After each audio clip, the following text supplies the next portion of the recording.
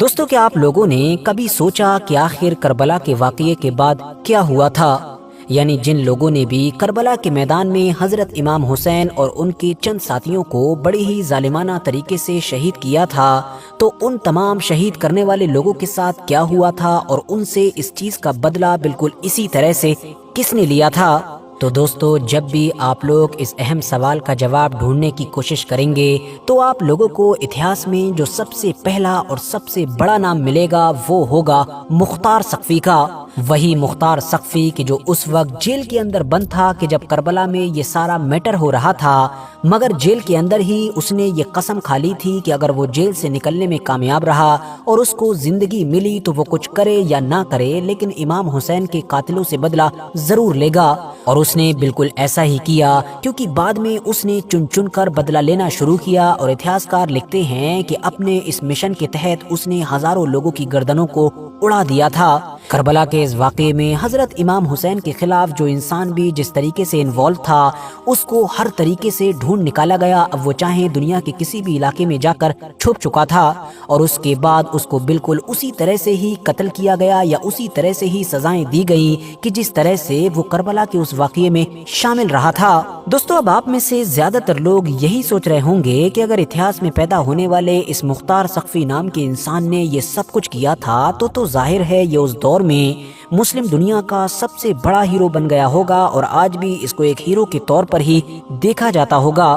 تو آپ کو بتا دوں ایسا بالکل بھی نہیں ہے، بلکہ آپ کو جان کر شاید جھٹکا لگے گا کہ اس انسان کو تو آج بھی زیادہ تر مسلمان کذاب کہتے ہیں، جس کا مطلب ہوتا ہے سب سے بڑا جھوٹا۔ اور ایسا اس لیے کہا جاتا ہے کیونکہ بہت ساری روایتوں میں، بہت ساری کتابوں میں اور بہت سارے لوگوں کے منہ سے یہ ذکر کیا گیا ہے کہ اس انسان نے اپنے آخری دور میں آگے بڑھتے بڑھتے ساری حدیں پار کر دی تھیں، اور پھر آخر میں تو نبوت یعنی کہ نبی ہونے کا ہی جھوٹا دعویٰ کر دیا تھا، جس نے اس انسان کو ایک ہیرو سے ڈائریکٹ ایک ولن بنا دیا۔ مگر اب سوال یہ ہے کہ آخر امام حسین کے قاتلوں سے چن چن کر بدلہ لینے والا یہ مختار سقفی تھا کون، اور ایک عام فیملی میں پیدا ہونے کے باوجود بھی یہ انسان اتنا زیادہ طاقتور بنا کیسے؟ اور کیا سچ میں ہی اس انسان نے نبی ہونے کا دعویٰ کیا تھا یا پھر معاملہ کچھ اور ہی ہے؟ تو چلیے اب ان سارے سوالوں کے جواب بھی جاننے کی کوشش کر لیتے ہیں۔ RH نیٹ ورک کی نالجبل فرینڈز، مختار السقفی کا جنم اسلامک کیلنڈر کے حساب سے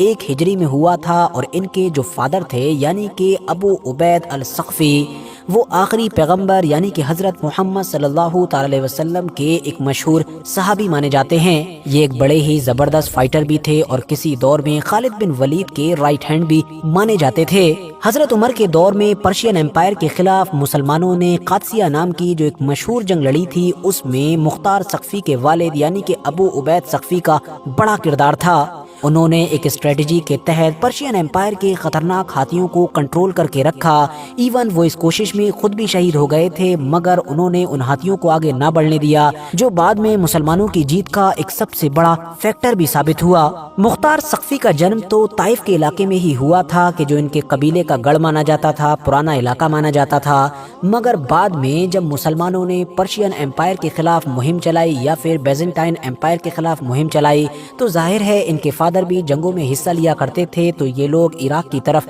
موو کر گئے تھے، ان کی فیملی بھی وہیں پر رہنے لگی تھی، اسی لیے مختار سقفی کی پرورش بھی اس کوفہ میں ہوئی تھی کہ جو آج کے دور کے عراق کے علاقے میں ہوا کرتا تھا۔ اتہاس کے کچھ ایویڈنس اس بات کی طرف بھی اشارہ کرتے ہیں کہ شاید یہ مختار سقفی پیغمبر حضرت محمد صلی اللہ تعالی علیہ وسلم کے صحابی تھے، مگر زیادہ تر روایتیں یا پھر زیادہ تر ہسٹوریکل سورس اس بات کو ڈینائی کرتے ہیں اور یہ کہتے ہیں کہ یہ انسان صحابی نہیں بلکہ صرف اور صرف تابعی تھے۔ فی الحال اپنے فادر کی طرح ہی مختار سقفی کے اندر بھی جنگ کا ہنر تو کوٹ کوٹ کر بھرا ہوا تھا۔ بہت کم عمر سے ہی مختار سقفی نے جنگ یا اس طرح کی دوسرے موومنٹ سے جڑنا اور ان میں ایکٹیو رہنا شروع کر دیا تھا۔ اگر آپ لوگوں نے کربلا کا واقعہ بڑی ہی گہرائی کے ساتھ پڑھا ہوگا تو آپ کو یہ بھی پتا ہوگا کہ حضرت امام حسین نے اپنے تمام ساتھیوں کے ساتھ کربلا کی طرف جانے سے پہلے اپنے ایک سفیر یعنی کہ اپنے ساتھی حضرت مسلم بن عقیل کو کوفہ کی طرف بھیجا تھا تاکہ وہ وہاں کے حالات کا جائزہ لے سکیں۔ وہ جب کوفہ پہنچے تھے تو مختار سقفی کے گھر پر ہی رکے تھے۔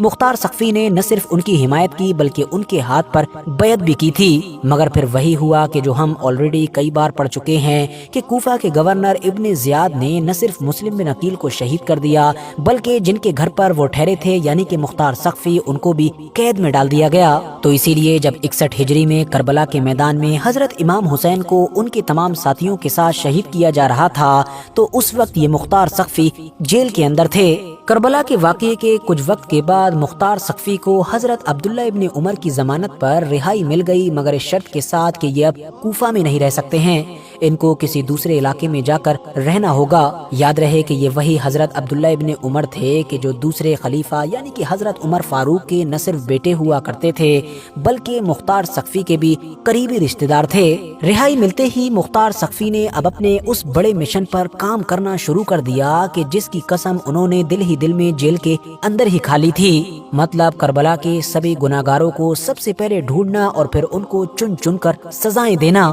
اگلے 4 سال کے اندر ہی بڑی محنت اور بڑی کوششوں کے بعد اب مختار ثقفی کی یہ مہم اتنی زیادہ کامیاب ہو چکی تھی کہ ہزاروں بلکہ لاکھوں لوگ ان کی اس مہم سے جڑ چکے تھے، اور 65 اور 66 ہجری کا دور آتے آتے انہوں نے کوفہ اور اس کے آس پاس کا پورا علاقہ اپنے کنٹرول میں لے لیا تھا، یعنی وہاں پر اپنی ایک آزاد حکومت قائم کر لی تھی۔ مختار ثقفی کی مخالفت کرنے والے بہت سارے لوگ یہ بھی دعویٰ کرتے ہیں کہ مختار ثقفی نے حضرت امام حسین کے قاتلوں کے خلاف یہ جو ایک پورا موومنٹ چھیڑا تھا، یہ پوری ایک جو مہم چھیڑی تھی، یہ صرف اور صرف ایک دکھاوا تھا، ورنہ اس کے ذریعے سے وہ اپنی راجنیتی چمکانا چاہتے تھے، یعنی وہ خود پاور حاصل کرنا چاہتے تھے اور اپنی ایک الگ حکومت قائم کرنا چاہتے تھے۔ اور اس طرح کے یہ جو سوال اٹھتے ہیں، ان تمام چیزوں کو سمجھنے کے لیے آپ کو اس دور کا میپ سمجھنا ہوگا۔ دراصل کربلا کے واقعے کے 2-3 سال کے بعد ہی یہ جو 64 اور 65 ہجری کا دور تھا، یہ چھوٹا سا بیچ کا وہ دور تھا کہ جب سلطنت بنو امیہ اچانک سے بہت زیادہ کمزور ہوئی تھی اور دنیا کے ایک بڑے علاقے سے کافی چھوٹے سے علاقے پر سکڑ گئی تھی۔ اسکرین پر آپ لوگوں کو یہ جو میپ نظر آ رہا ہے، یہ اسی دور کا میپ ہے، اور اسی کو ہی اتہاس میں دوسرا فتنہ یا پھر سیکنڈ سول وار بھی کہا جاتا ہے، کیونکہ یہ دوسری بار ہو رہا تھا کہ جب مسلمانوں کی جنگیں مسلمانوں سے ہی ہو رہی تھیں۔ اور آپ کو پتا ہوگا جو پہلی سول وار تھی، مطلب پہلا جو فتنہ تھا، وہ حضرت علی اور حضرت امیر معاویہ کے دور میں ہوا تھا۔ اس سیکنڈ ورلڈ وار کی وجہ سے آپ میپ کے ذریعے سے سمجھ سکتے ہیں کہ کس طرح سے مسلم دنیا کا کنٹرول 4 بڑی طاقتوں کے پاس چلا گیا تھا۔ پہلی بڑی طاقت کا نام تو حضرت عبداللہ ابن زبیر تھا کہ جنہوں نے حجاز سے شروعات کی، یعنی مکہ مدینہ جیسے علاقوں سے، اور پھر سلطنت بنو امیہ کو پیچھے ہی دھکیلتے چلے گئے اور ایک بڑے علاقے پر کنٹرول حاصل کر لیا، جو آپ لوگوں کو بلو کلر کے ذریعے سے میپ میں دکھائی دے رہا ہے، جبکہ یہ جو ریڈ کلر ہے یہ سلطنت بنو امیہ کا باقی بچا ہوا حصہ تھا جو ان کے ہی کنٹرول میں تھا، جبکہ یہ جو سائیڈ میں یلو کلر کا نظر آ رہا ہے مطلب پیلا، یہ خارجی لوگ تھے، اور اس کے علاوہ اوپر یہ جو گرین نظر آ رہا ہے یہ وہی مختار ثقفی کا علاقہ ہے کہ جن کے بارے میں ہم لوگ ابھی تک بات کرتے آ رہے ہیں۔ یہاں پر دلچسپ بات یہ ہے کہ مختار ثقفی نے امام حسین کے قاتلوں سے بدلہ لینے کے لیے جس کوفہ کے علاقے کو اپنا سینٹر، اپنا ہیڈ کوارٹر بنایا تھا، یہ کوفہ کا علاقہ اس نے بنو امیہ سے نہیں چھینا تھا بلکہ عبداللہ ابن زبیر کی حکومت سے کاٹا تھا۔ تو اسی لیے ظاہر ہے مختار ثقفی کی دشمنی صرف بنو امیہ سے نہیں بلکہ عبداللہ ابن زبیر سے بھی تھی۔ مختار ثقفی نے امام حسین کے قاتلوں کے خلاف یہ جو بڑی مہم چھیڑی تھی، اس کے پیچھے مختار ثقفی کے ارادے نیک تھے یا پھر صرف اور صرف حکومت اور پاور حاصل کرنے کے تھے، یہ تو خدا ہی بہتر جانتا ہے۔ مگر ایک بات کلیئر ہے کہ مختار ثقفی کی یہ مہم حد سے زیادہ کامیاب ثابت ہوئی، کیونکہ اس مہم کے تحت سب سے پہلے تو کربلا کے سارے گناہگاروں کو ڈھونڈ نکالا گیا کہ جو کربلا کے اس میٹر میں شامل ہوئے تھے، اور پھر ان کو بڑی ہی خطرناک سے خطرناک سزائیں بھی دی گئیں، چاہے شمر ہو، حرملہ ہو، ابن زیاد ہو، عمر ابن سعد ہو، خولی بن یزید ہو، کوئی بھی مختار ثقفی کے قہر سے بچ نہ سکا۔ اتہاس کے ان بڑے بڑے کالے کرداروں کو مختار ثقفی کی طرف سے کس طرح سے ٹھکانے لگایا گیا تھا، یہ بھی اپنے آپ میں ایک بڑا اور گہرا ٹاپک ہے کہ جس پر کسی دن ہم ایک الگ ویڈیو میں ڈیٹیل میں بات کریں گے۔ آج ہمارا ٹاپک صرف مختار ثقفی کی زندگی ہے، تو اسی لیے آپ بس اتنا سمجھیے کہ اتہاس کار مانتے ہیں کہ اس دور میں مختار ثقفی کی نالج میں کوئی بھی ایسا انسان نہیں بچا تھا کہ جس نے کربلا کے میدان میں امام حسین کے خلاف کسی بھی طرح سے حصہ لیا ہو اور اس کو مختار ثقفی نے قتل نہ کیا ہو۔ ایک روایت میں تو یہ بھی دعویٰ کیا جاتا ہے کہ ابن زیاد کا کٹا ہوا سر مختار ثقفی نے مدینے میں موجود حضرت امام زین العابدین کے پاس بھجوایا تھا، جس کو دیکھ کر امام زین العابدین نے اہل بیت بیس سے سوگ ختم کرنے کو کہا تھا اور مختار سقفی کے حق میں دعا بھی کی تھی۔ بعض روایتیں ایسی بھی ملتی ہیں کہ جن کے مطابق کئی بار حضرت امام زین العابدین نے مختار سقفی کی طرف سے بھیجے گئے تحفوں کو ایکسپٹ کرنے سے منع کر دیا، جبکہ کچھ بار ایکسپٹ بھی کیا۔ مگر دوستو، مختار سقفی کہ جس نے بڑی ہی زبردست طریقے سے حضرت امام حسین کے تمام قاتلوں سے تو بدلہ لے لیا، وہ اپنی ہی سلطنت کو اسٹیبل رکھنے میں ناکامیاب ثابت ہوا۔ بہت جلد ہی یہ چھوٹی سی حکومت اندر سے کھوکھلی ہونے لگی، اور اس کے پیچھے مین ریزن یہی تھا کہ مختار سقفی کے دور میں یہاں کے جو غیر عربی یعنی کہ اجمی لوگ تھے ان کا دبدبہ کافی ہو گیا تھا، اور انہوں نے پاور ملتے ہی